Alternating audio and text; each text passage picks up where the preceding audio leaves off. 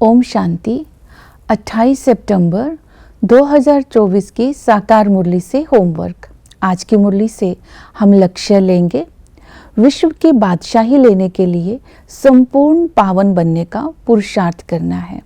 संपूर्ण पावन बनना अर्थात विश्व का मालिक बनना। इसके लिए विशेष अटेंशन देंगे याद के ऊपर, धारणा के ऊपर, चक्र के ऊपर और सेवा के ऊपर। ये 4 बातें आज सारा दिन बुद्धि में रखेंगे। याद के लिए बाबा ने कहा, एक बाप के सिवाय कोई मित्र संबंधी याद ना आए तो पाप कटेंगे, आत्मा पावन बनकर वापस जा सकेगी। और बाप की याद बाबा ने कहा कैसे करनी है। यहाँ हम 3 की याद इकट्ठा करते हैं। बाप भी है, टीचर भी है और सतगुरु भी है। बाप के संबंध से हमें बेहद बाप से बेहद का सुख का वर्षा अर्थात बेहद की बादशाही का वर्षा मिलता है। ये वर्षा बाप के सिवाय कोई और दे नहीं सकता। इस खुशी व नशे में रहना है। वही बाप टीचर बनकर अर्थात निराकारी बाप निराकारी आत्माओं को पढ़ाते हैं। तो इस पढ़ाई में सृष्टि चक्र के आदि मध्य अंत का ज्ञान और सारे ही भक्ति और ज्ञान का ज्ञान, बाप का परिचय सब दिया है। इस ऊंच पढ़ाई को अगर हम बुद्धि में धारण करते हैं तो भविष्य ऊंच पद लक्ष्मी नारायण जैसा बन सकते हैं। तो लेकिन ये धारणा नंबरवार पुरुषार्थ अनुसार होती है।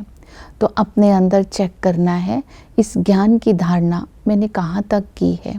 वही टीचर इस संगम युग पर आकर के हमें वरदान देते हैं, आयुष्मान भव, और हम सर्व आत्माओं की सद्गति करते हैं अर्थात सबको मुक्ति और जीवन मुक्ति देते हैं, पावन बनाकर साथ ले जाते हैं। इस तरह बाप, टीचर, सतगुरु के संबंध से जो पालना, पढ़ाई, वरदान, श्रीमत मिल रही है उसको आज सारा दिन स्मृति में रखते हुए याद की यात्रा में रहने का पुरुषार्थ करेंगे। दूसरा है धारणा।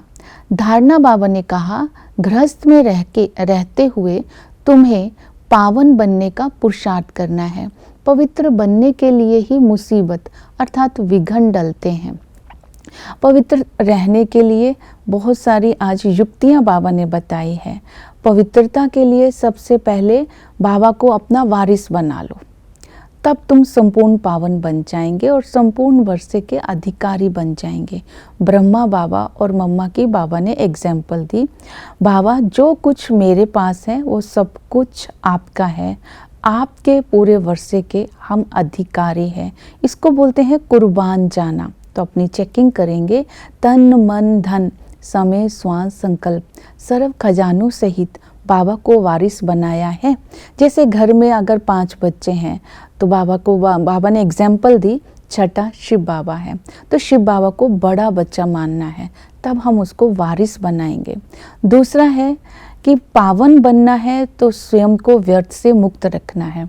व्यर्थ से मुक्त रखने के लिए बाबा ने कहा सहनशीलता की शक्ति को धारण करना है।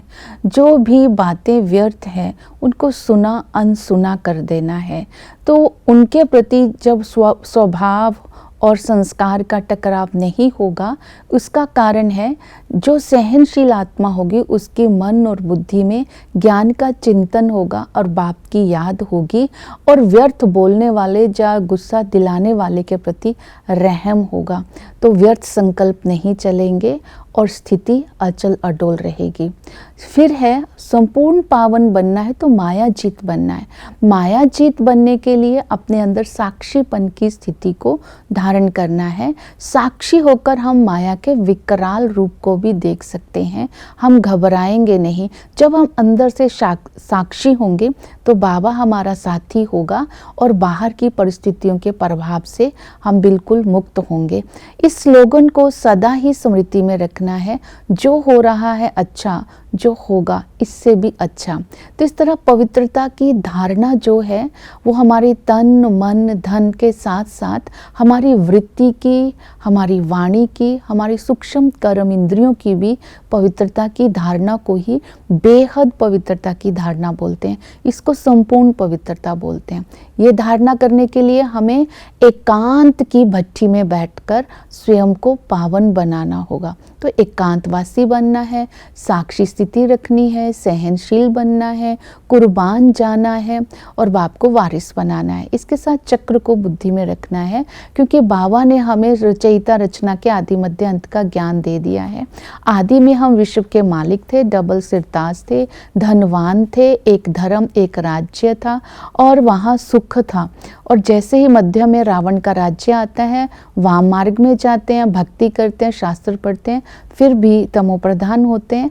अंत में बाबा हमें समझ देते हैं नई दुनिया की स्थापना कैसे होती है और हमें पुरुषार्थ कर अभी ब्राह्मण से देवता बनना है।